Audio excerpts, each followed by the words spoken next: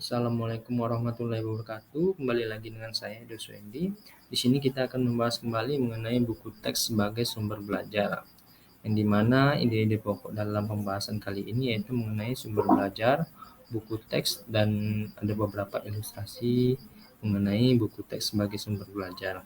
Yang pertama itu contohnya ilustrasi pertama, buku teks atau buku pegangan berfungsi sebagai salah satu sumber daya rujukan untuk dikaji sebagai landasan desain pembelajaran dengan tujuan yang spesifik dan hasil pembelajaran. Yang kedua, ilustrasi kedua, buku teks buku pegangan adalah silabus atau penuntun seluruh kegiatan pembelajaran dan tidak ada tujuan eksplisit di luar buku teks yang digunakan.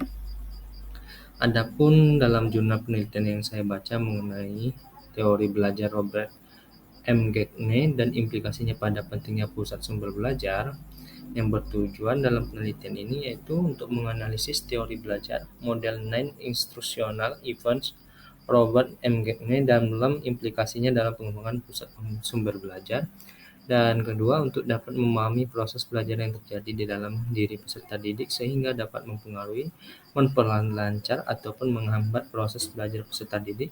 Yang ketiga itu meningkatkan efektivitas dan efisiensi kegiatan pembelajaran melalui pengembangan sistem instruksional. Dalam hal ini saya menganalisa mengenai jurnal penelitian tersebut berdasarkan ringkasan jurnal tersebut.